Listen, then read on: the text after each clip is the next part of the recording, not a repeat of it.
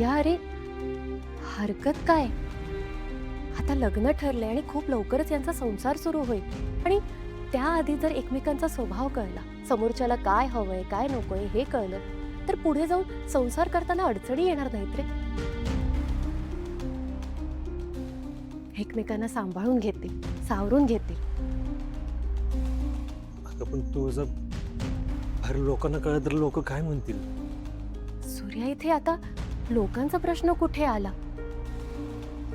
तू मला सांग, या दोघांना संसार करायचाय की लोकांना संसार करायचा यांच्यासोबत? आणि तसंही मला वाटतं की लोकांना काही घेणं देणं नसतं आपल्या आयुष्यात. उलट आपणच त्यांचं दडपण घेऊन आयुष्य जगत असतो.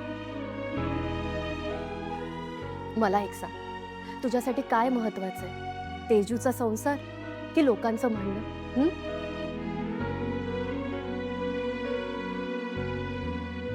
माझ्या बहिणीचा संसार.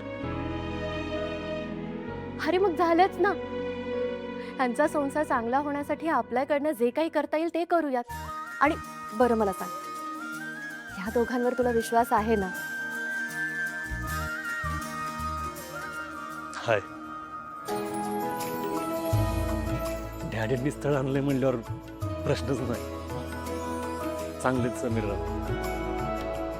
अरे मग काय प्रॉब्लेम आहे? जाऊ दे ना डेटवर. जाऊ दे ना दादा. ठीक आहे,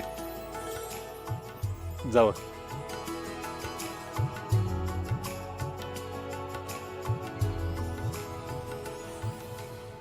थँक्यू दादा.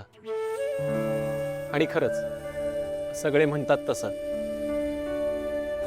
तुम्ही लाखात एक दादा आहात.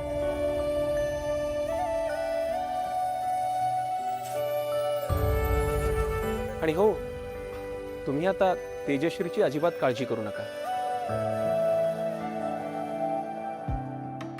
ती आता माझी जबाबदारी आहे.